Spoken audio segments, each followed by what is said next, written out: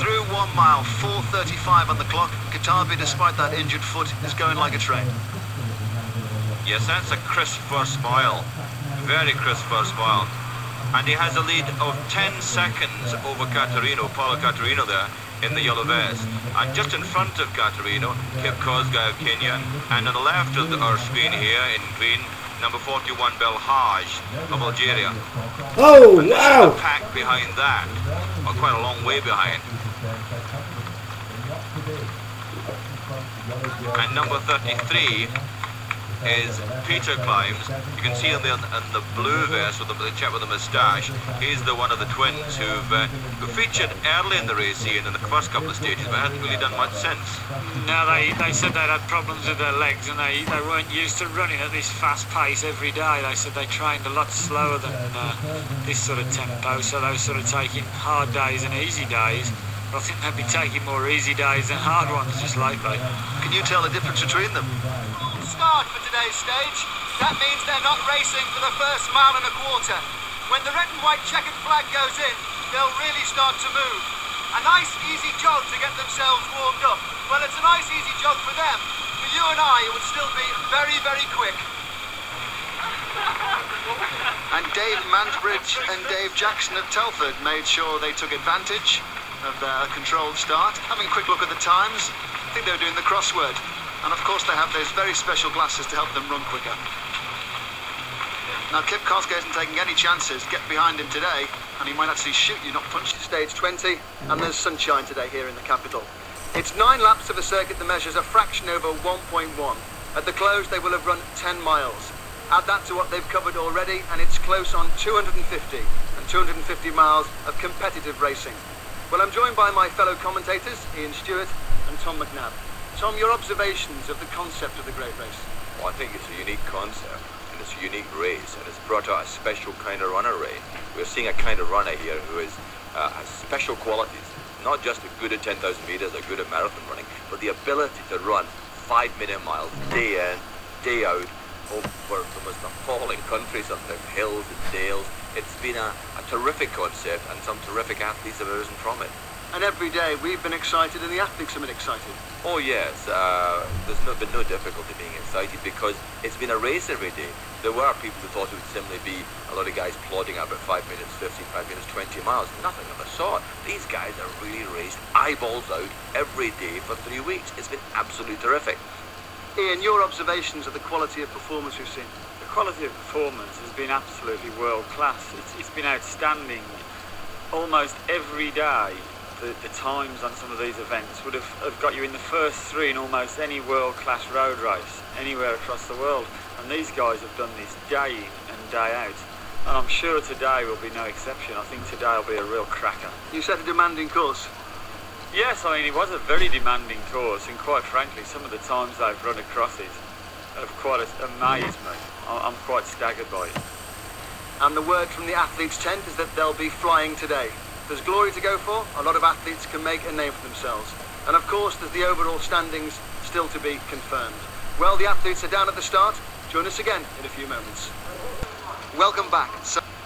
And here they go, stage 20 of the Sun Life Great Race. In the commentary box, as ever, all the way from Scotland, Ian Stewart and Tom McNabb have been there. Yes, all the way from Scotland, and it's been a long trip and it's been a great trip and it's produced some absolutely marvellous performances, Ian, hasn't it? Yes, it has, Tom, and the one thing about today is that this is going to be about the most important 10 miles of many of these runners' lives, because a lot of these lads are very good club runners. They've never had the opportunity to run in an event like this, and on this Westminster circuit this is going to be so important to them. They'll never run on an occasion like this. It'll be absolutely fantastic for them. Well, to see how the Boulder guys go. There's the situation overall. Catarino has a lead now of 5:27 from cut-off. Dos Santos 10 minutes off the lead. We've got British interest in Paul Evans in 5th place, and Kevin Forster is locked in there in position 10, and that means he's in the money. Look at the gap though. Then we come 11 to 20. Kip Kosgei, 50 minutes off the lead, the man who dominated the race in the early stages, and he'll be reflecting what might have happened had he not struck out and hit a Delmir Dos Santos on stage 4. Hammy Cox, British interest in the top 20 there. Now you start to see the UK elite. Colin Reitz in 23rd, Jeff Smith 26th, Mike Grattan 27th, Jerry Helm 29th. All good English runners fighting to get up there. Nick Rose at 22. John Sinclair at the Boulder team at 34th, and 35th place Tony Simmons, who's run so well throughout, at 41 years of age. And Brian Kirkwood, the Scot, position 40. On we go. One of the Climbs brothers at 42. Mike McGeoch's run hard. He said yesterday he'd like this race to go on and on and on. They are questioning his sanity, of course. Foreign runners making up the bottom places. But the runners of the Sun Life Great Race, we go all the way down. Good English club runners, Moroccans there, Algerians there, all fighting to get a higher place today. Nigel Gates, King of the Hills, in 61st place. Nigel proudly receiving his red vest yesterday and waiting no doubt to complete the course today. Over 10 hills, Gates was the best of them all. Kierpinski from East Germany. We thought he might have showed up a little bit better, but nevertheless, he's going to complete the course, and you can tell his grandchildren, I completed the great race.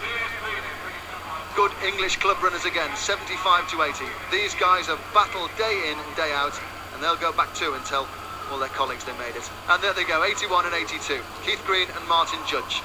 Been broomed a couple of times, nearly lost it out of the race, but there they are. They've really worked hard. Back with the leaders, Kevin Ford. I would imagine. Yes, but what we can never tell when you look down as a commentator on these guys is what they're feeling inside. You know, one works out what should happen, but it all depends what each man is feeling in terms of fatigue. Certainly, if Katerina feels he's got anything left at all, he really has to go. The same is true of Paul Kipkoech.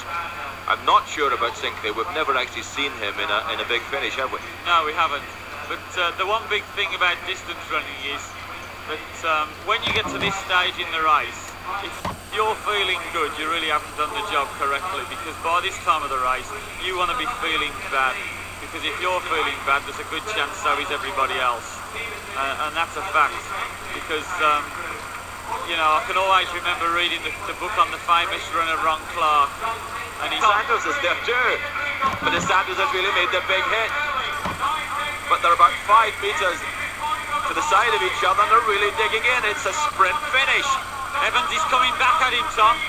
Goodness me, look at Paul Evans there on the inside. He's giving it everything, but Dos Santos has gone again. Yes, yes, Dos Santos is coming through. 5 meters possibly between them. Paul Evans looks back. Dos Santos still trying to dig in. Kipkoech way back out of it.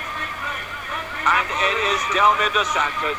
It's Delmir Dos Santos. In he comes to win the 10th of his stages and the final stage of the Sun Life Great Race. Delmir Dos Santos of Brazil from Boulder Runner.